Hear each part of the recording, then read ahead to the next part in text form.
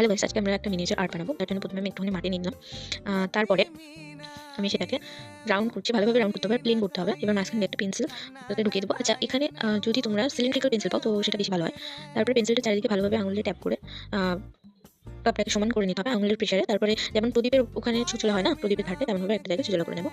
তারপরে কাপড়ের উপর আর নিচের দিকটাকে একটু স্ক্র্যাচ করে নেবো একটা সাইডে, যাতে আমি হ্যান্ডেলটা লাগাতে পারি। কোনো মাটির জিনিসে যদি কিছু লাগাতে হয়, এখানে তো আঠা কাজ করে না, তো ওই স্ক্র্যাচ করে নেওয়াটা মানে নিলে আর কি জিনিসটা। তারপরে আমি কাপটাকে ভালোভাবে আ পলিশ করলাম।